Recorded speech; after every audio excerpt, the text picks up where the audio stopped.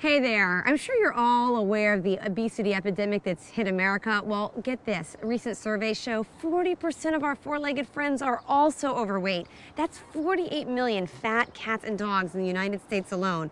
Like Ruby here. She looks like she could be carrying 3 Jack Russell Terriers all in one. We decided to pay a visit to the Center for Specialized Veterinary Care in Long Island, and we're about to meet Dr. Diane Levitan to find out about obesity and what it means to our pets. Now here's the kicker. My girl. This fat dog is actually her dog, and you're the vet talking to us about obesity. Shame on me. Except that you have a good excuse. I do. You got her fat. I do. Ruby came this way. We rescued her from here, from our veterinary hospital, where somebody really didn't want to give her the attention that she needed, and they wanted us to actually euthanize her. Really? And none of us would do that here for a dog that was potentially healthy. Yeah. So I adopted her. She became part of our family. Ruby's a great little girl, and believe it or not, she does exercise a lot, but she is very overweight. What's really the rule of thumb to know if your dog truly is overweight? We use a body condition score, and here's an example of the system that we use. Our scale is 1 to 9. Unfortunately, Ruby is about a 9. And we really want her to be about a 5. And a 5 is a dog where if you stand above them, you can see a waist. Right. Yes, they do have a waist. And underneath their belly, they don't sag and leave snow prints. And in dogs, what are some of the risks that you run with overweightness? When they're this heavy, and if you look at Ruby's belly, and I don't want to rub it in, but I mean, her belly is so big and round. It's very cute, though. It's like rubbing the happy Buddha. She's my happy Buddha. Make a wish. But the hard part for this is that it's hard for her lungs to expand. This big belly is actually putting pressure on her chest. So it's making it harder for her to breathe. If it was really hot weather, it would be harder for her than it would be for a dog that's in good shape. Right. They're also not used to carrying this much weight. Their joints aren't made to carry so much, same as people. So she's much more prone to developing arthritis or other chronic joint problems. So if you could see that the slim body line here, this is actually the dog's stomach. This is the normal thin dog. Okay. You can see the size of the pelvis, and there's not... You can see the waist. Yeah, you can see a waist. That's a really...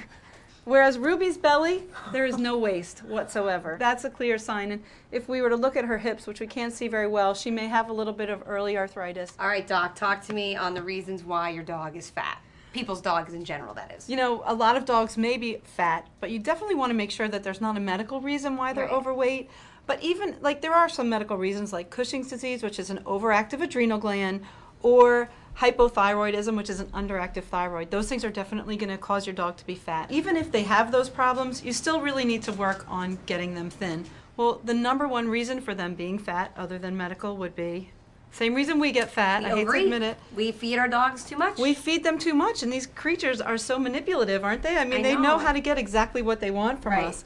So some people like to have little categories of their dog, personalities. You know, it really depends on the pet's personality as well as the owner's personality. Their pet style. Their pet style, there you go. So some owners tend to be a little overweight themselves, tend to be overeaters themselves, and they tend to share their love with their pets through food also. So let's talk about the categories. There's the nibbler. The nibbler. Well, the nibbler is a dog that's constantly fed little bits during the day, will nibble here and there. Other people may not realize that they're eating because they're nibbling little bits and it looks like there's not very much missing. Those dogs are probably being overfed, even though it doesn't appear to be. And the easiest way to tell is by looking at them. The beggar. The beggar. Well, Ruby's a good example of a beggar too, but you know those dogs, they'll sit there and they'll give you those puppy dog eyes because they're so hungry because they didn't eat 3 cans of food already the same day.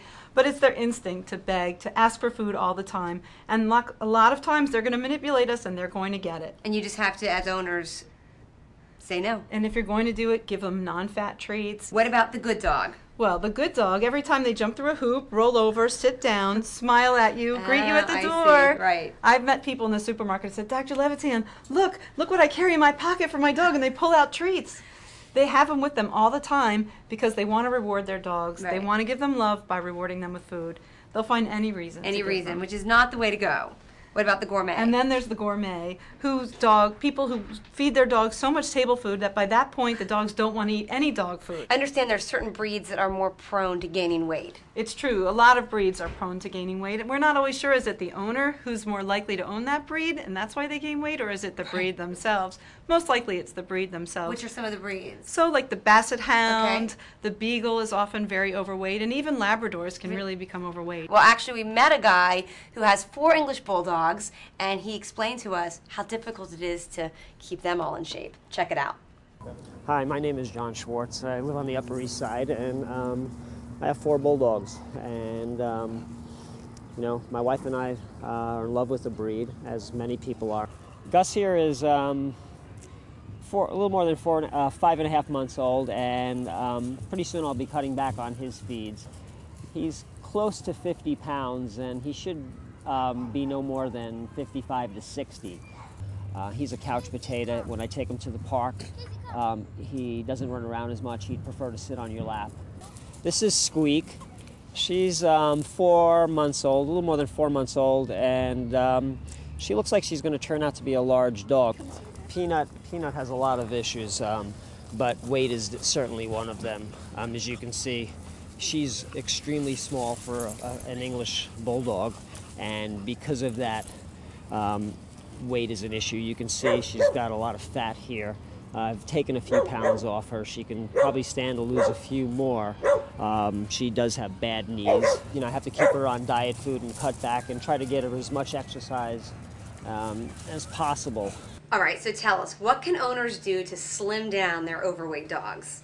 Probably the most important thing to do is to get in good habits when they're puppies. So good habits, good behavior, good eating strategies. Have a plan for when they're little, after they've gotten neutered, and when they get older, because their nutritional requirements are going to change. You know, unlike with cats, you can really exercise with your dogs. You can go for a run with them, you can play catch, you can go for walks. So exercise must be really key in keeping your dog in shape. Keep them active, just like us. You know, we can eat more if we're more active. What about treats for our dog? A lot of dogs love broccoli, they like carrots. I know a dog who loves carrots. So it's great. You know, we use treats for a lot of things too. We use it for training and for good behavior and things like that. So if you feel you're in a situation where you have to give them treats, break it in half.